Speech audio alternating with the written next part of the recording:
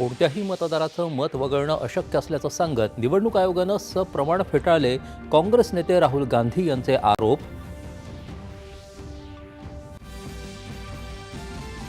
घटनात्मक संस्थांवर वारंवार प्रहार करून मतदारांचा अपमान करत देशात अराजक पसरवण्याचा राहुल गांधी यांचा प्रयत्न. भाजपा नेते अनुराग ठाकूर यांची टीका. राहुल गांधी यांच्या आरोपात तथ्य असल्यास त्यांनी न्यायालयात किंवा निवडणूक आयोगाकडे दाद मागावी. एकनाथ शिंदे यांचं राहुल गांधींना आव्हान. भारत आणि UAE-मधला व्यापार तेल आणि मौल्यवान धातू वगळून 100 अब्ज डॉलर्सपर्यंत नेण्याचं दोन्ही देशांनी ठरवलं उद्दिष्ट. पियुष गोयल यांची माहिती.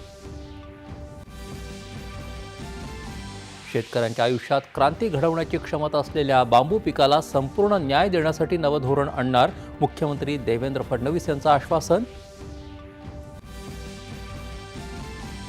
हायड्रोजन इंधनात भारताची लक्षणीय प्रगती. लवकरच हायड्रोजनवर चालणारी रेल्वे विकसित करण्यासाठी भारत सक्षम होणार. नितीन गडकरी यांनी व्यक्त केली आशा.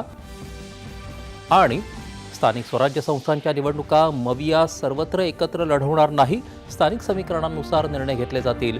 शरद पवार यांची माहिती.